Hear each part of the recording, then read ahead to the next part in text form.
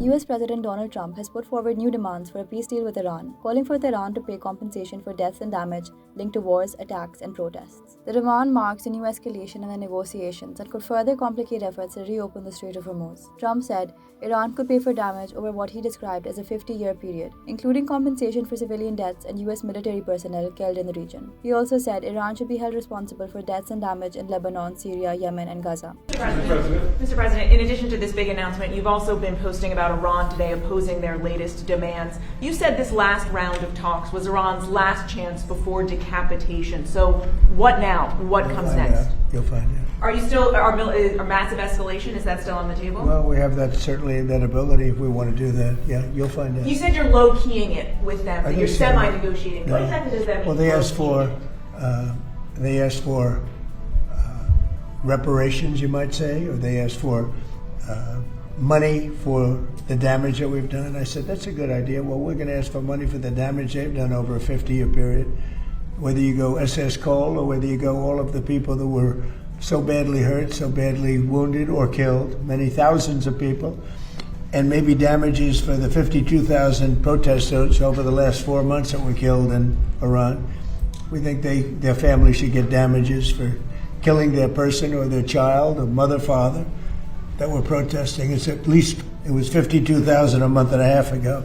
So now what is it?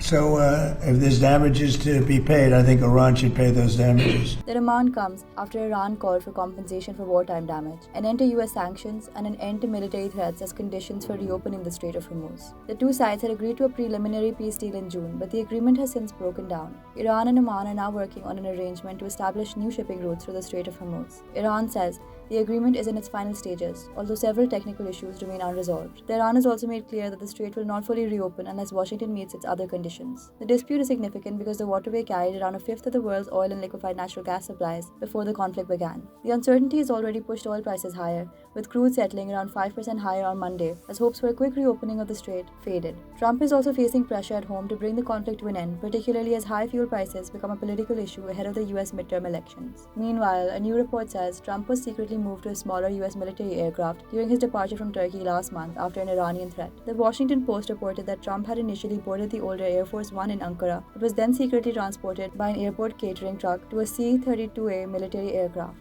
The smaller plane flew Trump to Britain, where he was reunited with the older Air Force One and the traveling media. The move reportedly came during a period of heightened tensions with Iran, which shares a border with Turkey. Trump had publicly said he would use the older aircraft for his journey to Britain, while the newer Qatari-donated presidential plane was also flown to the same destination. But in the negotiations, Iran says discussions with Oman are continuing constructively, with the two sides having agreed on a proposed map for shipping routes through the strait. But Washington has repeatedly rejected any arrangement that would allow Tehran to control access to the waterway or charge ships fees for passage. Iran, meanwhile, says the proposed routes would run through Iranian territorial waters and that the strait will remain closed until its wider demands are met. The result is a growing diplomatic standoff, with both sides publicly insisting they want a deal, but remaining divided over compensation, sanctions, military threats, and control of one of the world's most important energy routes.